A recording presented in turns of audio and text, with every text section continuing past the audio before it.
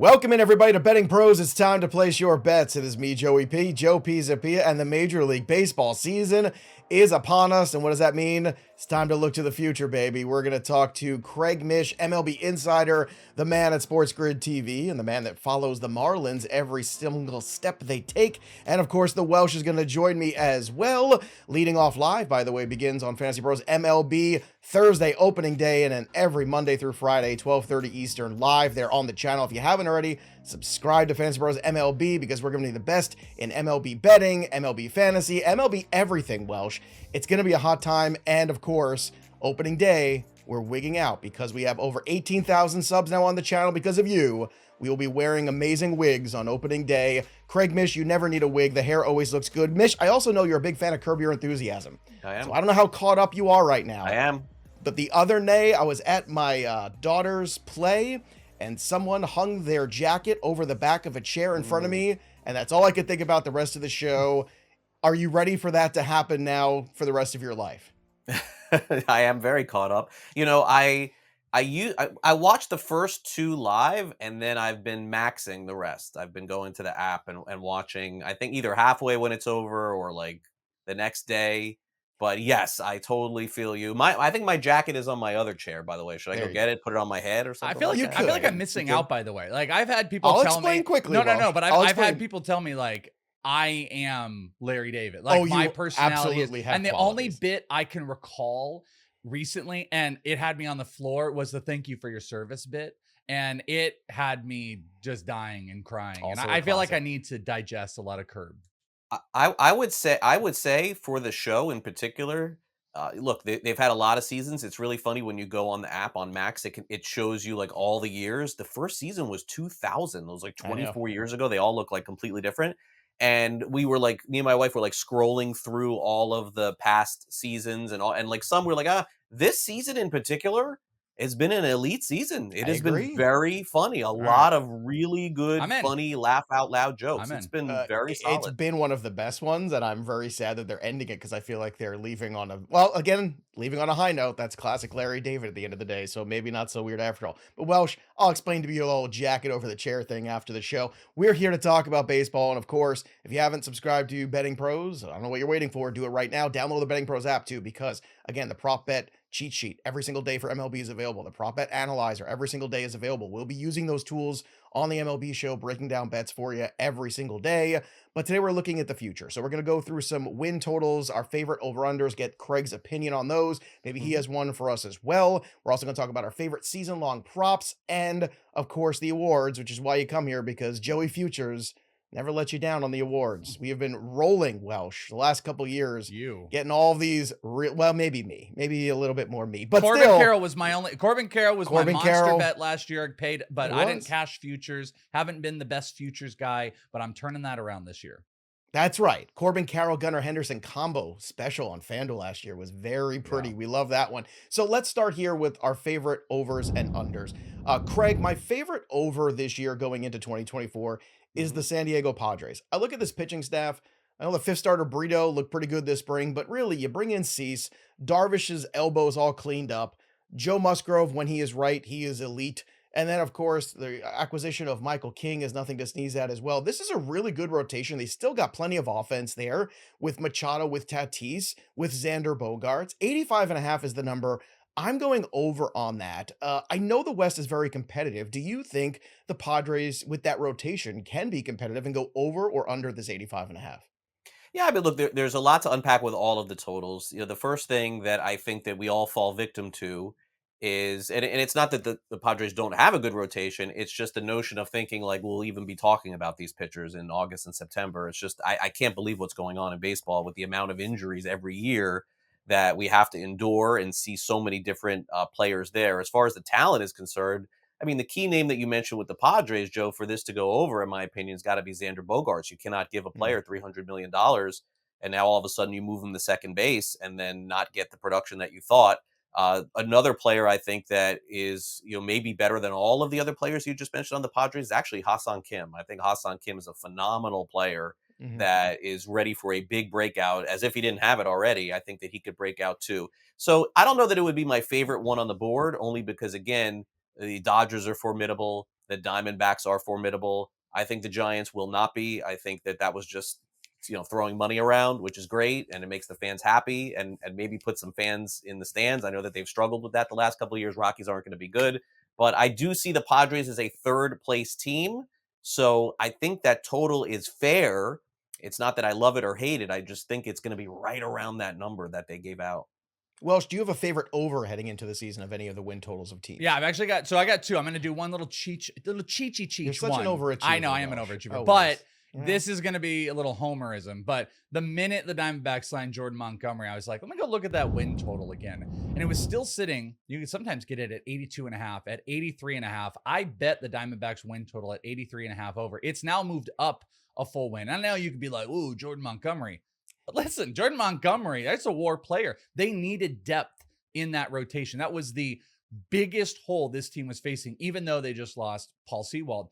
Their bullpen is better than it was and in a much better place than it was last year. Their offense is in a great spot. They're spending, and guess what? They still have assets to make moves in the season. So they got 84 wins last year. I love that one. We'll get Craig's take on it. But my favorite one into this, it's a not 90 win team, 88.5 over for the Phillies. And I think the Phillies are going to be an absolute scare in the NL. Zack Wheeler, I'm not the biggest Aaron Nola guy, but Zack Wheeler, I think, is going to be at the forefront of the Cy Young Award. And that offense, but behind a completely healthy Bryce Harper, behind Alec Boehm, who's taken a step, Bryson Stott, Castillo. I mean, you can go down the list. It's a power offense. It's really like what the Mariners want to be. You have a great rotation with this really big power offense. The Mariners are just missing it. So 88.5 after this team won 90 last year. The Phillies are my pick, but the Diamondbacks are my overachieve.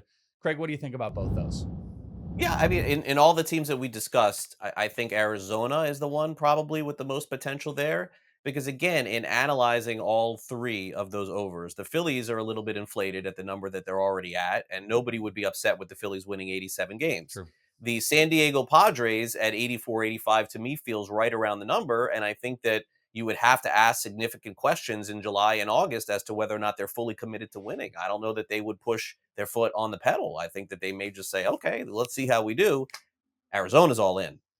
So at this point for the Diamondbacks, you know that when things are close, expiring contracts from other players and taking on money, that's a team that's going to do it. So that's when I look at these win totals, that is really the bottom line for me is I don't care what's going on right now. I want to know that my team that I'm taking an over in is going to buy players at the trade deadline. Yeah. And if I can't guarantee that, then I'm not betting the over because that, I mean, the most, I would think, thing that is not talked about enough within Major League Baseball clubhouses, what happens that doesn't get talked about like on the outside here is what a player does when he comes over to a new team and how that team feels when they're there. It can be like an insignificant player, but it shows the rest of the clubhouse, hey, this team is committed. We are going for it. And it gives that little boost to the team. And take a look at that. All the teams sort of play better at that point. Now, the Angels did not last year. They got all those players for Ohtani, and then they got rid of them all. But to me, it's why I think of the ones we just talked about, the Diamondbacks would be the one because they get to that trade deadline, whatever pieces they're missing, I think they take. I like how you said that too, that knowing your team is going to be willing to spend when push comes to shove. That's a really great way to look at it. And identifying the teams that are willing to just go all in throughout the rest of this season is something to pay attention to because it's getting a little bit tougher for us to have teams that are out of it sooner just because of the extra wild card spot. Teams are kind of hanging around further, but who are going to be the most aggressive teams? And a team like the Diamondbacks have proven to be hyper aggressive this offseason. Yeah, and the Angels certainly a team that I'm sure we could talk a little bit more about in just a second because that's one I was going to at first, but I found another under that I like even more. And I worked enough with my good friend Craig Mish over the last decade plus to know that you fade the public. And I'm looking at the Yankees right now, looking at the Garrett Cole situation. I'm looking at this number of 91.5 games, and I'm an under. DJ LeMahieu has not hit. He's supposed to hit at the top of this order. Soto is going to be a one and done probably as a Yankee. Most feel like it. The toe of Aaron Judge is in question. I'm looking at this lineup in the second half of it. Yeah, Gleyber Torres had a great year last year. Volpe, I expect to be good, but there's definitely some holes here, not to mention the inconsistencies potentially in this rotation. 91.5 is a big number right now in a division that is going to be very competitive. Mish, I'm going under on the Yankees. I think this is the classic, over number of, you get this number so high because it's the Yankees, because it's Garrett Cole, because it's Aaron Judge and all the star power. But we're not looking hard enough at all the deficits of the Yankees. You mentioned a team that's got the willingness to spend and go out there and add players. I don't know if the Yankees are in that position to do that necessarily because they like to maintain some of these young players that they have. They already went and moved Michael King to bring in Juan Soto. So you can argue they already fired their shot. What do you think of this 91.5 when it comes to the Yankees, Craig?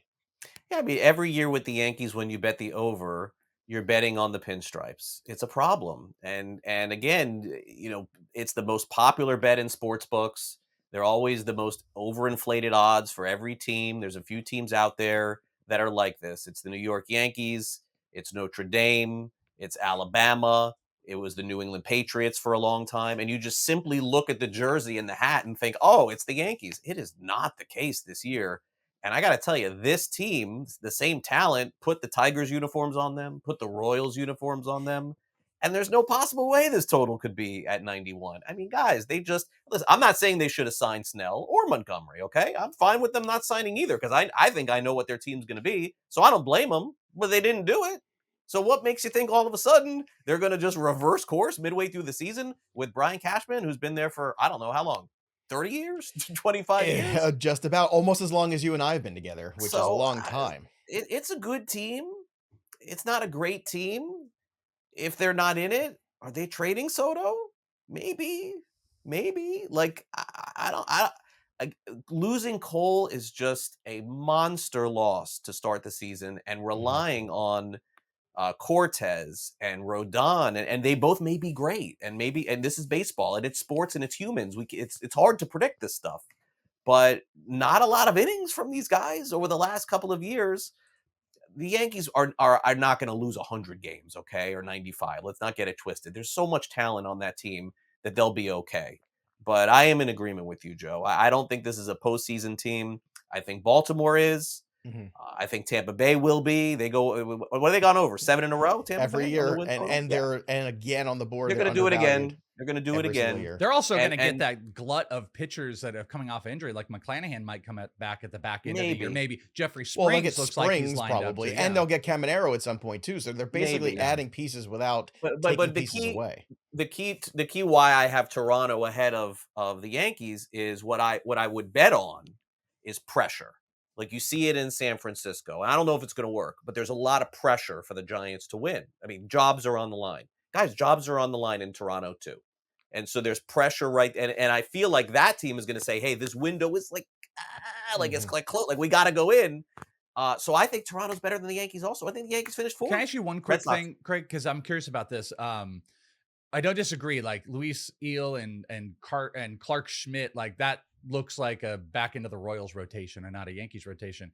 If the Yankees were to go, just hypothetically, make a move in the next 2 weeks, they were in on they're trying to get Jordan Montgomery to sign, didn't happen. They keep trying to poke around. If they were to make a move and show aggression, would you feel any different, or is it just the same story repeating itself with the Yankees team? Maybe, but like I look at the Yankees offense, and while I think it is good, I still think it is very much of the summer of all or nothing. They go through these periods of time where, guys, you know the story. It's June 10th. I can see it in my mind. The Yankees have been shut out 5 games in a row. Aaron Boone's going to get fired, and this guy's got to go. It happens every year. This is the way that they're built. They didn't change the construction of the team. They don't have Trey Turner. Like they don't have that guy there. They got some big guys that hit home runs. Soto's going to get on base. Judge is going to hit a home run and drive him home. What about the game that he doesn't? What's going to happen that game? Are they going to get shut out? Like, this is sort of how they're built. I think they need a reconfiguration and a reconstruction as to how they're doing things. Now, pitching, that's really hard to do. I think they've tried. Like, they've tried with the pitching. They tried with Rodon. Their bullpen is fine. They got some hard throwers there. I think they'll be in good shape there. I like the back end of their bullpen, too. But I just think as it compares to teams of Yankee lore that are winning World Series and getting on base, and we saw it last year with Acuna and Carroll. I mean, guys are stealing 80 bases again. the Yankees just didn't change anything. They're just rolling it back again. Volpe will be at the top of that lineup before Memorial Day. I'm calling it right now. If they have any chance, they've got to try to make some kind of change there. Welsh, when you look at the unders, which one pops to you? Well, I guess this is going to seem kind of lame because I looked immediately at the two worst teams in MLB and I'm like, why are their win totals higher than what they won last year? And I couldn't decide. So I'll just kind of throw both at you. The Colorado Rockies are a bad pitching team, but their offense could still be kind of sneaky. Tovar re-signing the contract, Nolan Jones, absolutely a dude. Chris Bryant on any type of bounce back, that offense could do something, but the pitching staff is laughable. And they're in the toughest division in baseball. That's what's really difficult about it. Like, how are you going to pull all of those wins from the Dimondbacks, from the Giants, from the Padres, from the Dodgers? And their total is at 60.5. They won 59 last year. That was one. But the one I jumped in on was the obvious Oakland A's, who are just an overall disaster. Here's something the A's don't have. Any offensive talent that the Rockies have. There is really no Tovar over there. Esteury Ruiz and Zach Geloff are interesting, but there isn't massive offensive talent. There really isn't a ton of great pitching talent. Mason Miller, that's a guy that can close down games. But when I look at their win total, they won 50 games last year. They're at 57.5.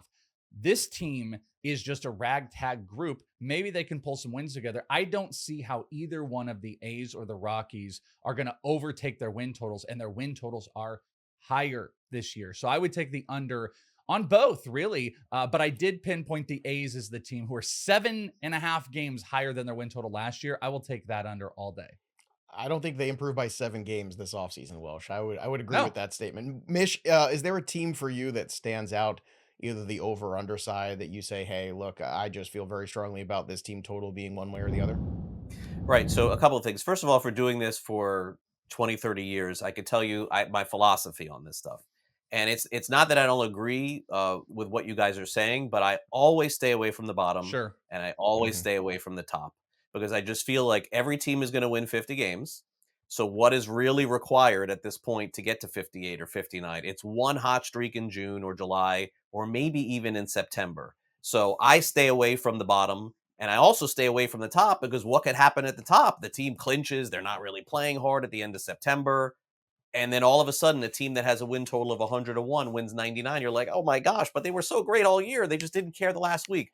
As a rule of thumb, I just stay away from those. Not to say that what you're saying can't happen, but that's just not what I subscribe to. I subscribe to the middle.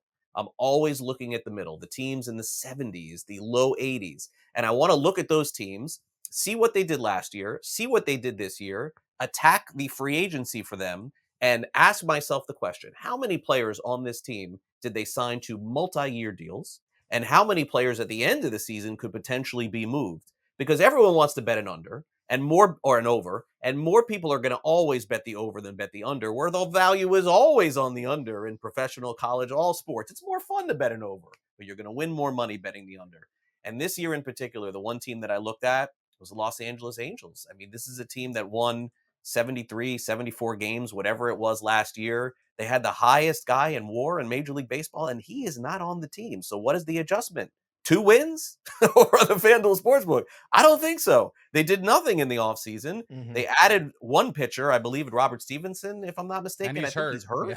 Yeah, he's hurt to start the year. And then the other part of this is that, again, they're chasing around the 500 mark. Last year, they added players. Are they going to trade Mike Trout this year, guys? I think you legitimately have to ask yourself that question. I think it could potentially happen. I think that Trout may be playing his last days with the Angels. It was at least talked about in the offseason. They said they were not going to do it. I think it would be best for the organization to do so. They have Neto. They have Brandon Drury. They have okay players. But I think this is a 100-loss team this year, guys. I think this is one of the worst teams in baseball. They did nothing.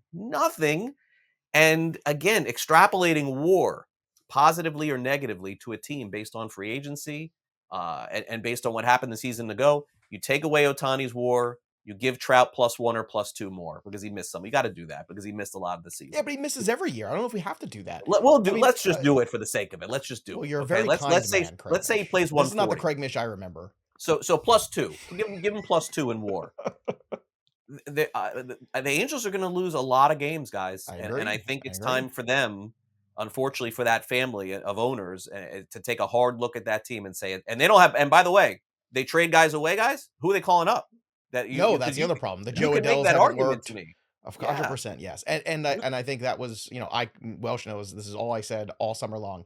If the Angels don't trade Ohtani, they're doing it wrong. They're going to miss out on the opportunity of a lifetime to cash in on a player. And what happened? They didn't. And then what happened?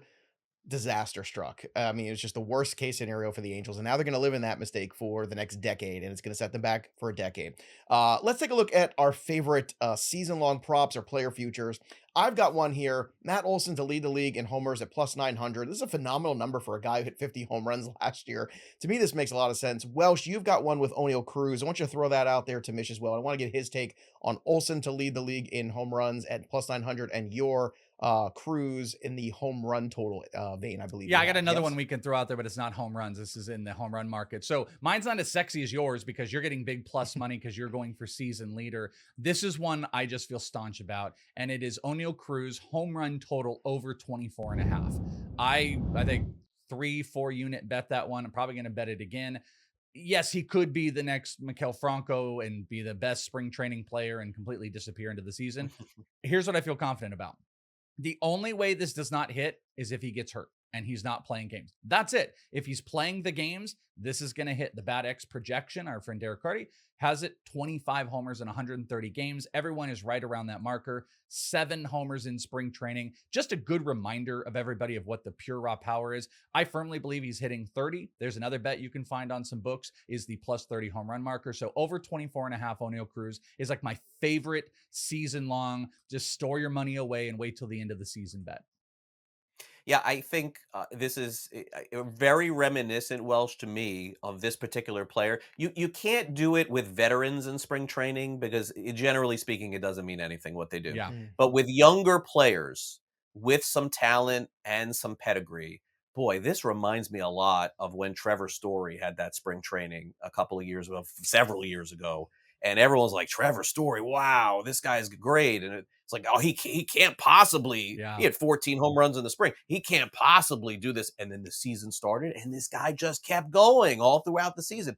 I agree with you, Welsh. I think Oneil Cruz is going to fly over that number. I think that's the kind of spring where you can take that and say, hey, look, if this guy just keeps rolling, there's no stopping him. So I'm in agreement with you. It reminds me of that, where we looked at a young player at the time, didn't know a ton about him. I still don't think we know a ton about Oneil Cruz. He missed almost all of last year.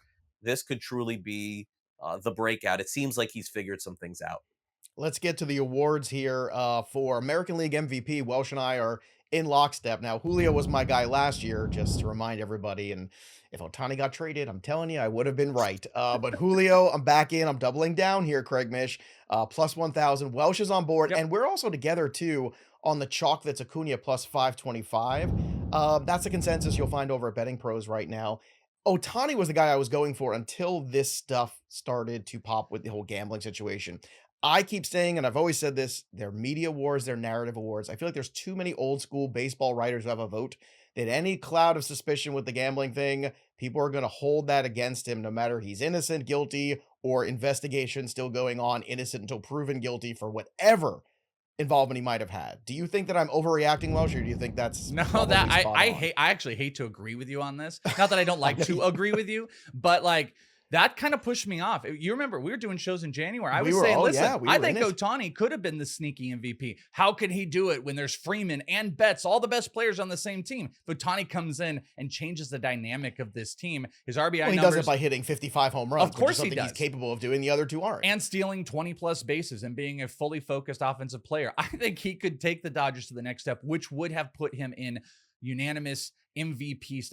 But I legit do think that there's going to be those people in the back of their mind that aren't going to want to push it because of the questions. It's a crap reason to not want to bet someone on it, but it makes me want to move off of it. I'm still paying attention to it, but yeah, I'm with the Acuna at like over 5-1. That just seems like that's not low enough of a number where I'm like, I'm not really getting a great bet. Kind of like the Cy Young Award winner in the NL. It's a good enough bet for Acuna to not have to screw around, But yeah, the Ohtani stuff, I'm sadly there with you, but it might be too big of a narrative and too fresh. Craig, I don't know if you think we're Mish just is being in those too back rooms smoking ridiculous. cigars with those guys who make those kind of votes. You're in those rooms, Mish. What do you think? Are we overreacting to this Ohtani stuff? No, look, I think it's fair, but I also think Otani had a hard time winning the MVP while he was pitching and hitting. They almost, gave it to other players too, and Aaron Judge, and I just don't think he's going to win the MVP. I think he's going to have a great year. I think he's going to hit a lot of home runs. He's going to be fantastic, but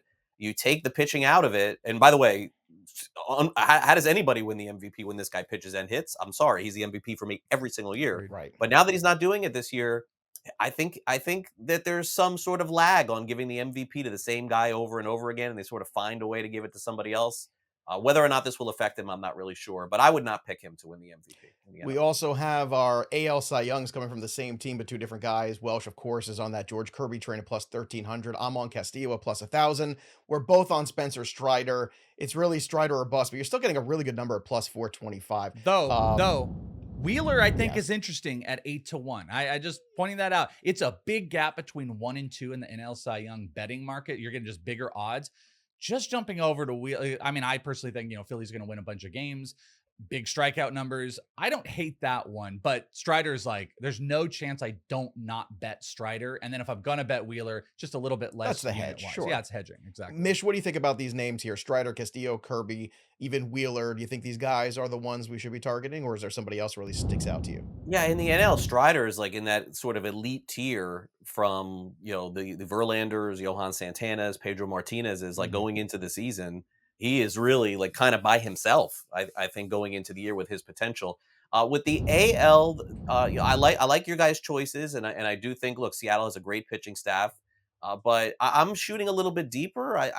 If it was me, I think Tariq Skubal would be the pick that I would make to win the Cy Young. Yeah, I do think so. I remember before he got hurt, this looked like a 250 strikeout type guy. I think the reins are completely off this season. I think Detroit's going to be better than people think too. I think they're going to have an okay season, and I think that Skubal will win the Cy Young. That would be my pick this year. That would be the shot that I would take. The Tigers finally starting to see some fruits of all of those many early picks that they've had for a decade. 80.5 on the win total for the Tigers. That's not an aggressive line. That's a pretty aggressive line for the Tigers. We've also got the Rookie of the Year. Last year we did nail this on the show, just in case you're keeping score at home. This year, again, it's hard not to be chalky here in the American League. Welsh and I both landed on Langford at plus 225, which is, again, still a pretty decent number at this point. So at least get something in that market now. For the National League Rookie of the Year, I went Shōta Imanaga at plus 1,600. Tremendous opportunity there in terms of return on investment. I think the Cubs could win that Central. I love him and Steele at the top of this rotation. Welsh went Jackson Chourio at plus 600 there. The everyday player, always a good wager. So I know it's tougher sometimes for pitchers to win these awards. They tend to go to the everyday players, but not always. So Welsh, I know you've made your selections. Mish, what do you think here about the rookies? Because this, I keep saying, has the potential to be one of these special rookie classes that we've seen since maybe the 86 rookie class, right? That it was just the Bo Jacksons and the Barry Bonds and all these guys just came up. We didn't talk about Caminero. We didn't talk about Evan Carter. We didn't talk about any of the other Orioles guys that might come through that system. Jackson Holiday, Jackson Merrill, anyone named Jackson, basically. So many choices, Mish. So what do you do? How do you approach this Rookie of the Year market? Yeah, I've talked to a lot of people who really like Imanaga. I think that's a good call. I think that, him getting a lot of starts, apparently he's got this fastball that it looks like it's coming at you, and then all of a sudden it like goes over your head. Like I haven't seen anything like this guy in a while. And track record does tell you historically in Major League Baseball, the first season, and sometimes, guys, let's be honest, only the first season when these guys come over or from overseas, they're so good, like the first year, and then it's like, oh, they get caught up, they get the video, and that's it. But I do like that pick, Joe, of Imanaga. I think that's a good one. I mean, in the AL, I'm definitely taking Jackson Holiday to win the Rookie of the Year. Like, okay. I know Wyatt Langford is the next great thing, but I mean, Jackson Holiday is going to be a better player than Langford. I don't disagree this might be with the that. Time. But I don't. Well, Welsh, this is the time, right? Because he gets sent down. Maybe that number, starts to fluctuate a little bit. You might get a better number if you wait for a couple weeks. Yeah, okay. But the Orioles, what they've already proven is they're going to be stubborn with this. Like, well, he's really going to learn to see some left-handed hitters, and he's going to learn to play second base. I don't think so either. But if you take a month off of his stat line, I would have bet Jackson Holiday full force had he made the roster. But if you take a full month of stats out and Langford just performs at 85% of perception, I think it's going to be really, really hard, especially if the Rangers are winning a bunch of games. I don't hate this one.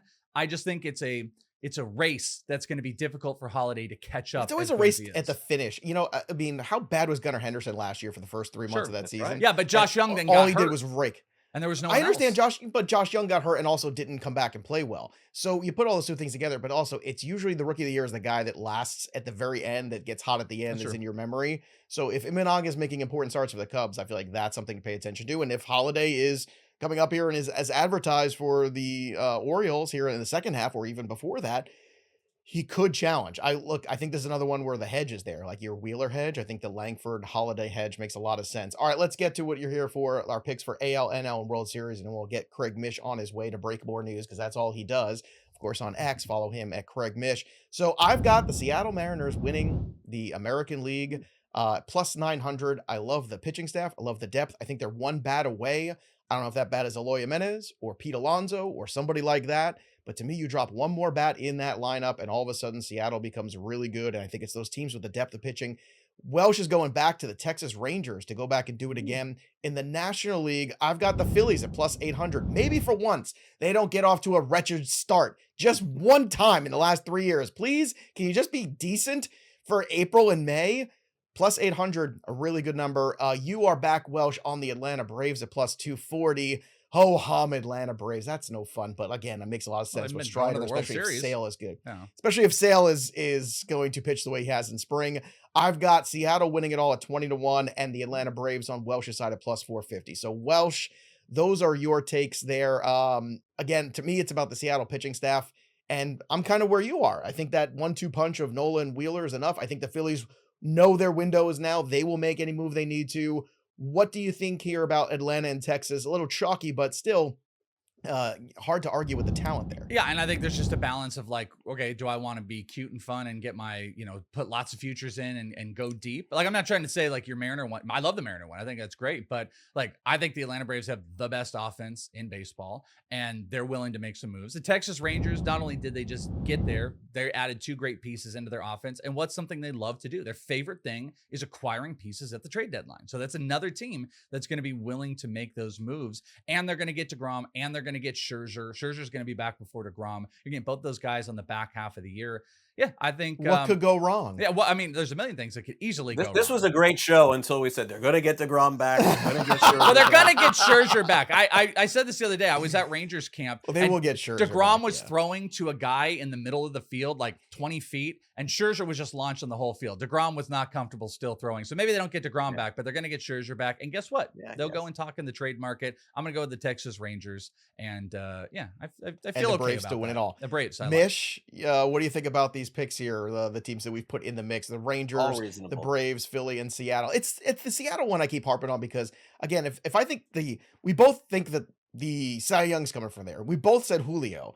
If this is a team that, approaches, 95, 98 wins, has control of where they are, it's going to be an exciting place. The fan base is going to be excited. It feels like, again, they're just one bat away. Don't you feel you look at this lineup, you plug one big hitter in there and all of a sudden they just roll? Yeah, I like all of your selections. I mean, I can't poke holes in any of them. I really do think Seattle is a surprise team. They asked me that this morning on Sports Grid. I said that was one of the surprise teams I had getting to the postseason this year. I wouldn't pick them to win the World Series, but I think they're equipped to do it.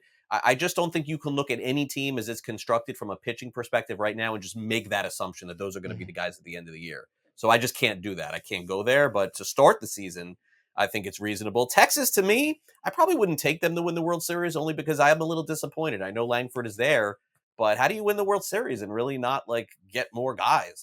I guess I'm just was surprised that Texas was just so quiet, which I don't know if that's a signal to think, oh, maybe we got a little lucky last year or they're just good enough to win again.